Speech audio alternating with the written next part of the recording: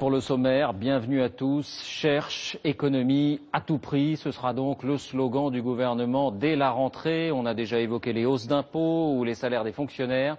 Cette fois, il est question du fonctionnement même de l'État. Manuel Valls, le ministre de l'Intérieur, laisse entendre que des sous-préfectures pourraient fermer. Hélène Hugues, Frédéric Basile avec notre bureau à Nice. Des sous-préfectures menacées de fermeture pour faire des économies. Côté gouvernement, le projet est sérieusement à l'étude. Je n'ai pas d'annonce de fermeture ici à faire. D'abord parce que je veux regarder ça de manière plus précise, parce que je veux faire surtout attention, encore une fois, à la cohésion territoriale et sociale. Prudence en effet. D'autres, avant Manuel Valls, se sont attaqués à cet héritage napoléonien. En 1926, Raymond Poincaré a rencontré toutes les oppositions avant de réussir à supprimer 106 sous-préfectures.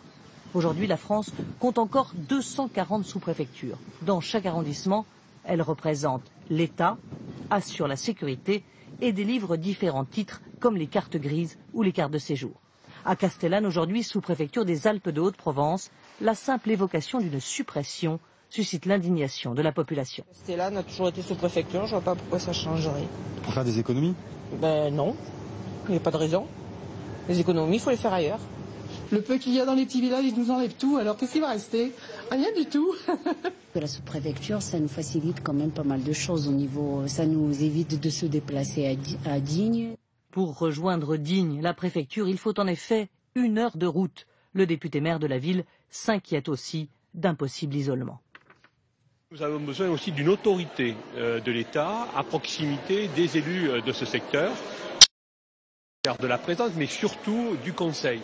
Autant de sous-préfectures, autant de cas différents. Dans le Puy-de-Dôme, par exemple, la sous-préfecture de Riom n'est qu'à 15 minutes de voiture de Clermont-Ferrand, la préfecture. Dossier complexe qui suscite déjà un tollé à droite. Les bras m'en tombent. Nous avons entendu pendant 5 ans que si les socialistes devaient un jour être au pouvoir, ils ne casseraient pas le service public de proximité. Et voilà qu'ils s'attaquent au démantèlement des sous-préfectures. On a besoin du représentant de l'État au plus près des préoccupations des gens. Et s'il y a des économies à faire, c'est sans doute plus dans les grandes préfectures que dans les toutes petites. Le gouvernement lancera les consultations à la rentrée.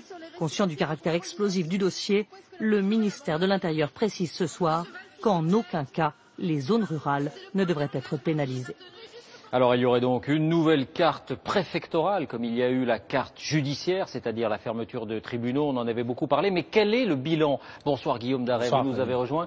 Est-ce qu'elle a généré des économies, cette réforme des tribunaux? Ce qui est sûr déjà, c'est que c'était l'objectif. Cette réforme de la carte judiciaire fait qu'il y a aujourd'hui beaucoup moins de juridictions, beaucoup moins de tribunaux. 1206 juridictions précédemment, avant la réforme, c'est terminé. Il n'y en a désormais plus que 819, c'est-à-dire que près de 400 ont été supprimés. Est-ce que ça a permis de faire des économies sur le plan financier?